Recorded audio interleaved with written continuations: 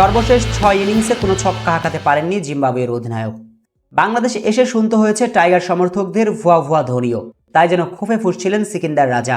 আর আজ যেন সে ক্ষোভ ঝাড়লেন 22 গজে, দিলেন সমালোচকদের জবাব। রাজাদের জবাব যেমন হয় আর কি, প্রতিপক্ষের ওপর রাজত্ব চালিয়ে। নাজমুল শান্তর দলের ওপর পঞ্চম টি-20তে চলল শুধুই রাজার রাজত্ব। সাইফুদ্দিনের শর্ট বল টেনে নিয়ে মিড উইকেটের উপর দিয়ে বল বাতাসে ভাসিয়ে কাটালেন ছক্কার খরা। শেষ পর্যন্ত রাজার 22 গজে রাজত্বের দিনে 8 উইকেটের বড় জয় তুলে নিয়ে বিশ্বকাপে টাইগারদের আত্মবিশ্বাস তলানিতে ঠেকিয়ে দিল জিম্বাবুয়ে।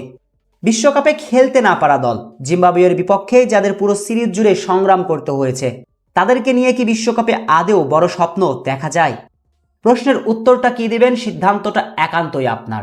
জিম্বাবুয়ের বিপক্ষে পঞ্চম টি-20তে নামার আগে হঠাৎ ইনজুরিতে পড়েন তাসকিন আহমেদ। তাসকিন শেষ পর্যন্ত বিশ্বকাপে খেলতে পারবেন তো? এমন ঘোর চিন্তা দুঃসংবাদ নিয়ে সিরিজের শেষ টি-20তে জিম্বাবুয়ের বিপক্ষে ব্যাটিংয়ে আসে নাজমুল শান্তর দল। আগে ব্যাটিংয়ে এসে 158 রানের টার্গেট দিয়েছিল বাংলাদেশ। আর 158 রানের টার্গেট দিয়ে যারা ভেবেছিলেন বাংলাদেশ হয়তো ম্যাচটা হেসে খেলে জিতে যাবে, তাদের সেই ভ্রম শুরুতে ভাঙিয়েছেন জিম্বাবুয়ের 2 ওপেনার। প্রথম 3 ওভারে স্কোরবোর্ডে জমা 27 রান, তুফানি গতিতে ব্যাট চালান বেনেট। তবে চতুর্থ ওভারে ধাক্কা দিয়েছেন সাকিব, তুলে নেন জিম্বাবুয়ের প্রথম উইকেট।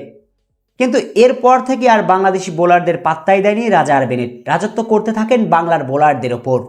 দলের বিপদের মুহূর্তে কোথায় হারিয়ে গেলেন আইপিএল ফেরত মুস্তাফিজ, খুঁজেই পাওয়া গেল না সাইফুদ্দিন, শেখ মেহেদীদের কাউকে। বেনেট আর রাজার কাছে চোখে সরিষার ফুল দেখেছিল টাইগার বোলাররা।